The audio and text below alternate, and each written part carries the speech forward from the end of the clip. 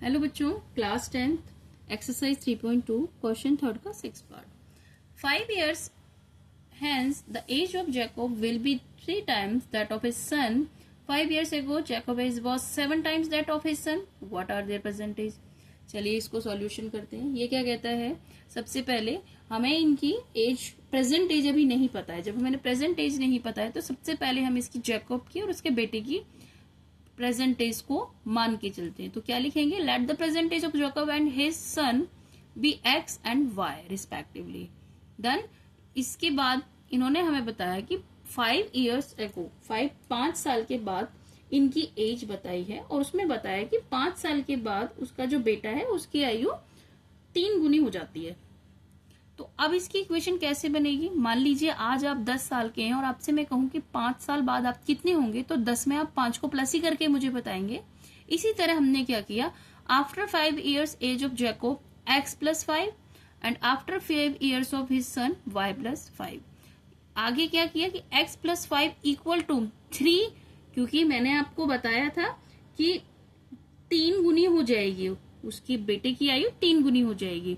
तो 3y + 5 इसको 3 से मल्टीप्लाई किया, 3y + 15 इक्वेशन बना दी। x का x 3y को इक्वल टू किधर लाए, माइनस का, -3y = 15 + 5 यहाँ पर माइनस का हो जाएगा और इक्वेशन बन गई x - 3y = 10। इसी तरह से हमारी दूसरी कंडीशन क्या कहती है, दूसरी कंडीशन कहती है हमारी कि 5 years ago यानी कि पहले, तो 5 years ago अगर आ जाएगा तो हमारा यहाँ पे माइनस आ जाएगा। तो x - 5 = y - 5, सेम कंडीशन पहले वाली, बस माइनस का फर्क हो गया। अब क्या कहता है वो, अभी जैसे हमने ऊपर देखा था कि 3 गुनी होगी, अब यहाँ पे कितनी हो जाएगी, 7। ठीक है, 7 गुना। तो x - 5 = 7, y - 5। अब 7 को y - 5 से हमने मल्टीप्लाई किया तो हमारा निकल के आया 7y - 35। इक्वेशन सिंपल बन गई। x 7y को इधर लिया, -7y = 35, 35 माइनस का, -5 को इधर लेंगे, +5।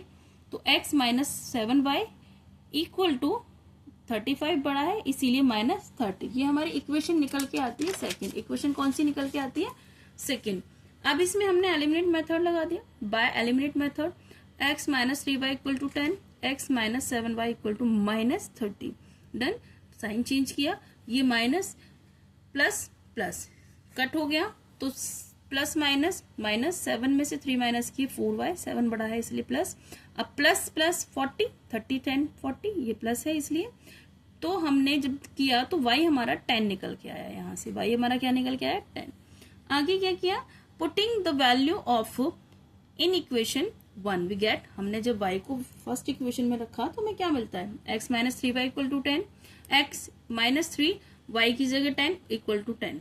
डन, x - 30 = 10, x = 10 + 30 = 40, हमारा x आ गया 40। डन, बस हो गया। Hence age of Jacob is 40, क्योंकि हमने x जैकब की एज ली थी 40 एंड हिज सन 10। बस, बाय बाय।